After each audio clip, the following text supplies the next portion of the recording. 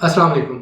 आज मैं आपको बताऊंगा कि ई कॉमर्स में जो सेलर्स हैं वो क्या मिस्टेक करते हैं पाकिस्तान में। क्यों सारे लोग जो बेचने के लिए ऑनलाइन प्लेटफॉर्म जैसे दराज पे या फेसबुक के थ्रू बेचने के लिए जो आते हैं वो सारे कामयाब क्यों नहीं होते, और क्या क्या मिस्टेक्स ऐसी हैं जिनकी वजह से वो नाकाम होते हैं। ये वीडियो बहुत इंपॉर्टेंट होने वाली है, इसको पूरा देखिएगा। ठीक है, इसमें मैं रीजंस बताऊंगा, आप उन रीजंस को रेक्टिफाई करें और कामयाब हो जाएं ऑनलाइन प्लेटफॉर्म्स पे या ऑनलाइन सेलिंग जिस तरीके से भी आप कर रहे हैं। ठीक है, बगैर तमहीद बांधे मैं जल्दी से इस चीज़ पे चलता हूँ कि क्या क्या गलतियाँ करते हैं। मैं कुछ 15-20 पॉइंट बताऊँगा आपको, ठीक है, और उसको थोड़ा सा एक्सप्लेन भी करूँगा। शायद 5-7 मिनट की वीडियो होगी तो पूरी देखिएगा। अच्छा, पहली गलती जो करते हैं हम ऑनलाइन सेलर्स, ब्रांडेड प्रोडक्ट्स बेचने की कोशिश करते हैं। ठीक है, ब्रांडेड प्रोडक्ट्स कौन से होते हैं जी? जैसे अक्सर मैं लोगों से सुनता हूँ, यार नाइकी के शूज़ बहुत बिकते हैं या बाटा सर्विस के शूज़ बहुत बिकते हैं, वही शूज़ बेचते हैं। या फिर अक्सर कपड़ों में आपको देखने को मिलता है कि यार निशात के कपड़े या जो भी इस तरह के ब्रांड्स हैं इनके कपड़े बहुत ज़्यादा बिकते हैं तो हम वही कपड़े बेचते हैं। ब्रांडेड, लोगों को ब्रांड का पता है, वो जल्दी से खरीदेंगे। पर ऐसा नहीं होता। ब्रांड की अवेयरनेस तो ज़्यादा होती है, लोगों को ब्रांड के मुतालिक पता होता है, बट ब्रांड की चीज़ें हर जगह अवेलेबल होती हैं। हर जगह अवेलेबल उनकी शॉप्स हैं शहरों में। ठीक है, कोई क्यों ऑनलाइन मंगाएगा जब उसके करीब एक शॉप मौजूद है। तो ब्रांडेड बेचते हैं। फिर ब्रांडेड चीज़ों की एक और डिसएडवांटेज ये होता है कि इसमें प्रॉफिट मार्जिन इतना ज़्यादा नहीं होता। आप अगर ब्रांडेड चीज़ों को ख़रीदना चाहें तो आपको बहुत थोड़ा मार्जिन मिलता है, और थोड़ा मार्जिन मिलता है तो आप बहुत ज़्यादा चीज़ें भी अगर बेच लें, लेट्स सपोज, फिर भी आपका प्रॉफिट ज़्यादा नहीं होता, और बिजनेस का यही प्रॉफिट के लिए जाता है। सो ब्रांडेड चीज़ों को अवॉइड करें। ठीक है, अपना ब्रांड बिल्ड करें लेकिन किसी का ब्रांड ना सेल करें। इस वजह से बहुत सारी नाकामी होती है। दूसरी रीज़न ये है कि सेलिंग हाई वैल्यू प्रोडक्ट्स। भाई महंगी चीज़ें बेचते हैं। ठीक है, आप 10,000 20,000 की चीज़ एक लेंगे, लेट्स सपोज मोबाइल फ़ोन है। ठीक है, मोबाइल फ़ोन बेचने लग जाए। आपके मोबाइल फ़ोन तो बहुत लोग यूज़ करते हैं तो मोबाइल फ़ोन बेचते हैं। ठीक है, अब मोबाइल कम से कम भी 10-15 हज़ार रुपये का आता है, कम से कम भी, ज़्यादा तो फिर इसकी कोई लिमिट नहीं है। तो अगर 10-15 हज़ार का आप मोबाइल, हमने भी शुरू में ये गलती की, हमने कुछ हाई वैल्यू प्रोडक्ट सेल करने की कोशिश की, बट लेट्स सपोज आपने 20 प्रोडक्ट्स भेजी हैं, उनमें से एक प्रोडक्ट आपके पास ऐसा रिटर्न आ जाता है जिसके अंदर वो प्रोडक्ट मौजूद नहीं होता। वो कोरियर वाले ने निकाल लिया है, वो रिटर्न में उन्होंने चेक करते हुए निकाल के रिप्लेस करके अंदर ईंटें भर के भेज दी हैं या कुछ कर दिया है। तो 20 प्रोडक्ट बेचने के बाद जो आपको 20,000 प्रॉफिट होना था वो एक प्रोडक्ट के जाने की वजह से ज़ीरो हो गया।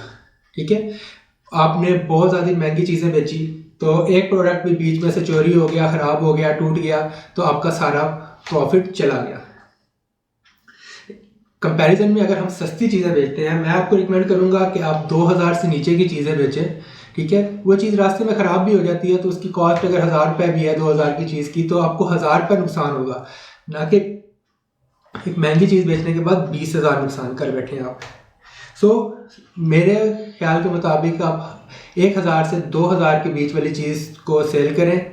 ठीक है, और फिर या कम की भी कर सकते हैं, लेकिन 2,000 तक आप स्टार्ट में करें जब तक आपको एक्सपीरियंस नहीं मिलता। महंगी चीज़ बेचेंगे तो ज़्यादा बेचने के बाद एक भी नुकसान हुआ तो आप फिनिश हैं। ओके, अगली चीज़ है कि हमें करेक्ट होलसेलर का पता नहीं होता। होलसेलर क्या होता है? जिनके पास से हम बल्क में प्रोडक्ट उठाते हैं। ठीक है, हम लोग चले जाते हैं बाज़ार में, हमें लगता है कि यार ये होलसेलर है, बट वो होलसेलर नहीं होता। वो किसी और होलसेलर से ख़रीद रहा होता है, कोई और किसी और होलसेलर से ख़रीद रहा होता है, और इम्पोर्टर जो होता है वो बहुत लास्ट पे जाके बैठा होता है। तो जब इतने ज़्यादा बीच में होलसेलर्स के बीच लोग आते हैं तो वो प्रोडक्ट आपको बहुत महंगी मिलती है। महंगी मिलती है तो आपको महंगी सेल करनी पड़ती है। जब आप महंगी सेल करने के लिए किसी प्लेटफॉर्म पे या फेसबुक पे कहीं लगाते हैं तो वो आपकी चीज़ बिकती नहीं है। सो करेक्ट होलसेलर को आइडेंटिफाई करें कि कौन सा बंदा इस चीज़ को सही होलसेल में बेच रहा है। अक्सर शॉप्स आप देखते हैं जिसमें उन्होंने बहुत सारी चीज़ें रखी होती हैं, वैरायटी ऑफ प्रोडक्ट्स रखी होती हैं, और हर चीज़ का वो कहते हैं हम हर चीज़ में होलसेलर है। तो इस तरह नहीं होता। जो करेक्ट होलसेलर होता है उसके पास बहुत लिमिटेड प्रोडक्ट्स होती हैं और वो उसको बल्क में बेचता है। तो अपने करीब की मार्केट्स में जाएं। ठीक है, अगर पेशावर में है तो कारखानों में, पिंडी में है, राजा बाज़ार में, फ्लोर में है, शालमी में। ठीक है, इसी तरह बुलेटिन मार्केट कराची में, कहीं भी आप जाएँ, अपना उस प्रोडक्ट से रिलेटेड एक प्रॉपर होलसेलर ढूंढें। मैं इसका तरीका बाद में आपको डिटेल से बताऊंगा कि होलसेलर किस तरह ढूंढा जा सकता है, लेकिन होलसेलर का होना बहुत ज़रूरी है। ओके, अब एक और गलती हम लोग जो सेलर्स करते हैं वो ये है कि चीज़ों को जब हम बेचते हैं ना, एक और गलती मैं दोबारा से बता दूं इस चीज़ को, एक और गलती जो हम लोग सेलर्स करते हैं वो ये है कि चीज़ों को जब हम खरीदते हैं ना तो हम लोग थोड़ी थोड़ी क्वांटिटी खरीदते हैं। कभी भी थोड़ी क्वांटिटी पे आपको बेस्ट प्राइस नहीं मिल सकती, ये आप हमेशा याद रखिएगा। जब आप ज़्यादा क्वांटिटी लेंगे तब आपको बेस्ट प्राइस मिलेगी। हाँ, टेस्टिंग के लिए आप थोड़ी क्वांटिटी ज़रूर ले लें, लेकिन जब आपका मेन गोल होना चाहिए कि मैंने जब इसको प्रॉपर बेचना शुरू करना है तो मैं इसकी ज़्यादा क्वांटिटी लूँगा। और फिर अगला पॉइंट भी इसी बात पे आता है कि आप वो वाली प्राइस रखें जो बाद में आपको ज़्यादा क्वांटिटी लेने पे मिलेगी। ठीक है, अभी टेस्टिंग पे भी आप वो प्राइस ना रखें जो थोड़ी क्वांटिटी पे आपको मिल रही है। ठीक है, फिर हम लोग यूनिक प्रोडक्ट्स की तरफ नहीं जाते। यूनिक प्रोडक्ट्स क्या होती हैं, कुछ चेंज। जैसे ये पेन है ना, ये सिंपल पेन है, ठीक है, अब इसके पीछे अगर एक लाइट लगी होगी ना छोटी सी, तो ये एक यूनिक पेन बन जाएगा। तो क्या हुआ, यूनिक प्रोडक्ट हुई। हमें इस पेन को बेचने जाएंगे, बस 100 सेलर्स मिलेंगे जो ये पेन बेच रहे हैं और हम लोग उस पर कम्पीट नहीं कर पाएंगे। लेकिन जब हम इसके पीछे कोई लाइट लगी हुई है, छोटा सा पंखा लगा हुआ है, तो ये एक यूनिक प्रोडक्ट बन गई। अब ये आपके पास है और आपके पास बेहद सेल होगी। फिर एक और गलती होती है कि जब आप थोड़े से बड़े लेवल पे जाने लगे हैं, आप डायरेक्ट चाइना से इंपोर्ट नहीं करते।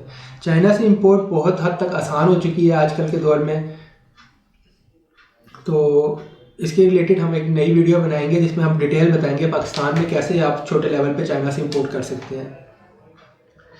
बाकी आप लोग, क्योंकि यूनिक प्रोडक्ट आपको चाइना से मिलेगी, आप कहीं से देखेंगे, आप उधर से मंगाएंगे, जो पहले पाकिस्तान में नहीं मिल रही, जब आप उसको सेल करेंगे ना तो उसकी एक मार्केट वैल्यू ज़्यादा होगी, वो आपको ज़्यादा प्रॉफिट देके जाएगी।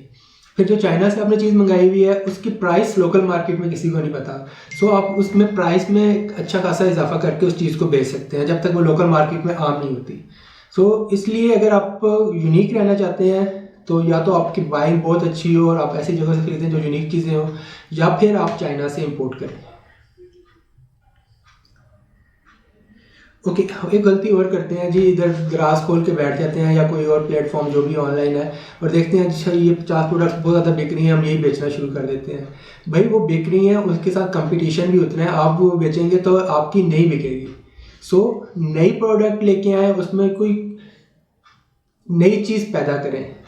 अब लेट्स सपोज मैं आपको एग्जांपल देता हूँ, फिर हम इस पेन की एग्जांपल लेते हैं। ठीक है, ये पेन है, अगर आप ये पेन बेच रहे हैं तो ये पेन 1000 लोग बेच रहे होंगे, लेकिन इस पेन के साथ आप कहते हैं जी एक फ्री इरेजर है जो पेन को मिटाने के लिए यूज़ होता है, या इस पेन के साथ आप एक इरेजर खरीद सकते हैं इसको मिटाने वाला सिर्फ सस्ते में 10 रुपये में या 15 रुपये में।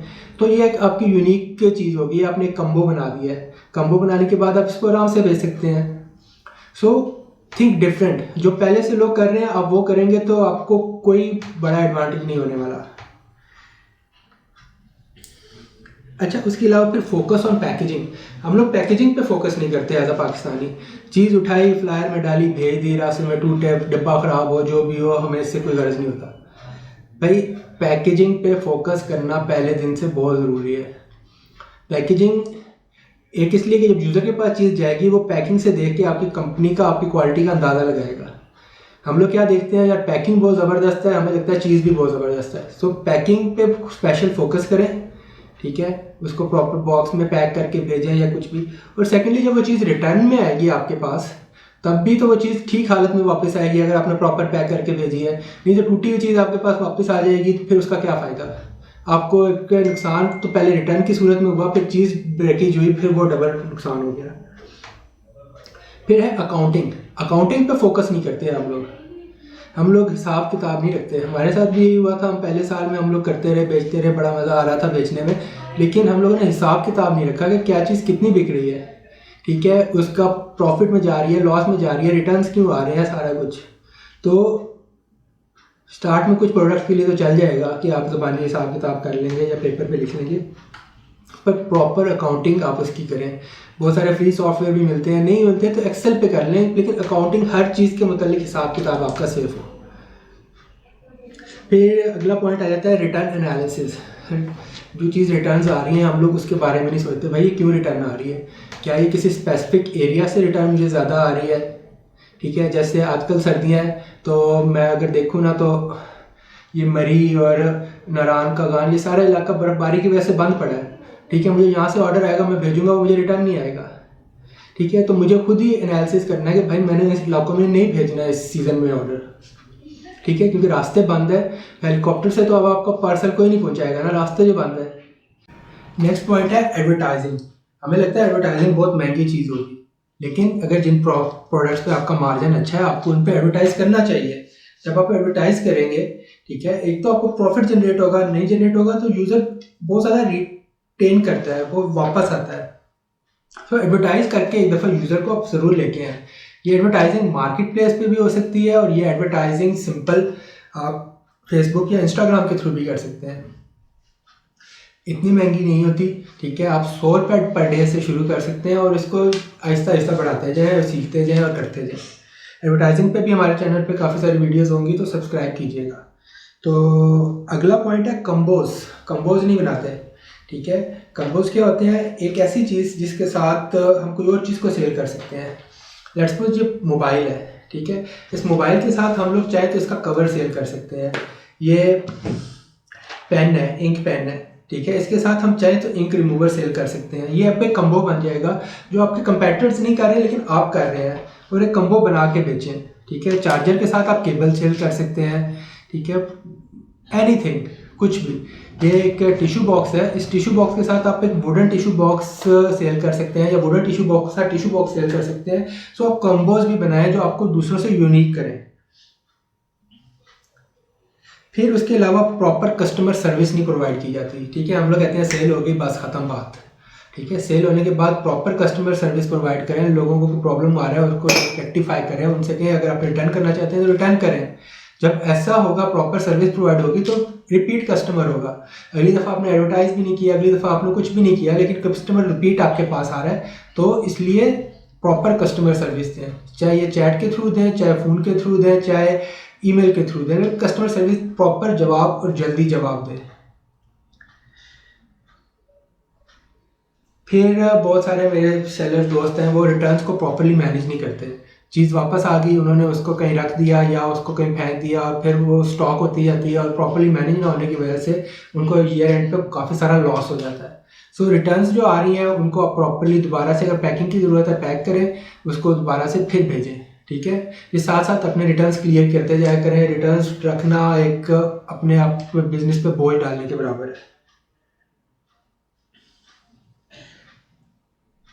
फिर स्टाफ का ना रखना। ठीक है, हमें लगता है हम सारे काम खुद कर सकते हैं। भाई हम सारे काम खुद नहीं कर सकते। कोई भी इंसान सारे काम खुद नहीं कर सकता। आपने दुनिया में बड़े बड़े लोगों, स्टीव जॉब, बिल गेट्स, आपके नाम सुने होंगे, वो सारे काम खुद नहीं करते, उन्हें सब कुछ नहीं आता। एलन मस्क ने रॉकेट खुद नहीं बनाया। ठीक है, उसने स्टाफ रखा, उन्होंने काम किया और वो रॉकेट भी बना लिया और सब कुछ कर लिया। आपको भी स्टाफ रखना पड़ेगा, उनको रिस्पॉन्सिबिलिटीज़ देनी पड़ेंगी, उन पर ट्रस्ट करना पड़ेगा। अगर आप ये करेंगे तो आप एक लॉन्ग टर्म तक जा सकते हैं, नहीं तो आप 10, 20, 50 ऑर्डर पे फंसे रहेंगे और इसी में आपकी ज़िंदगी गुजर जाएगी। सो स्टाफ रखें, उनको प्रॉपर ट्रेन करें, उन पर नज़र रखें, उनके साथ चलें। ठीक है, जब वो अपनी फुल कैपेसिटी पे चले जाएँ तो नए लोग रखें और अपना बिज़नेस बढ़ाते जाएँ। तो बिज़नेस आपने स्टाफ के थ्रू ही बढ़ाना है। सबसे अच्छी अप्रोच ये होती है कि अगर आप उस बिज़नेस में नहीं भी हैं ना, तब भी वो बिज़नेस चल रहा है, तब वो एक सक्सेसफुल बिज़नेस है। नहीं तो वो फिर आप पे ही डिपेंड रहेगा। कल को आप नहीं होंगे, आप सैर पे जाएंगे, छुट्टियों पे जाएंगे, बीमार होंगे, मर जाएंगे, कुछ भी होगा, आपका बिज़नेस बंद हो जाएगा। सो बिज़नेस ऐसा बनाए जो लॉन्ग टर्म और सस्टेनेबल हो। ठीक है, ये आज बहुत सारे मैंने पॉइंट्स बताए हैं, इसके अलावा बहुत सारे पॉइंट्स हैं जो फेलियर का सबब बनते हैं।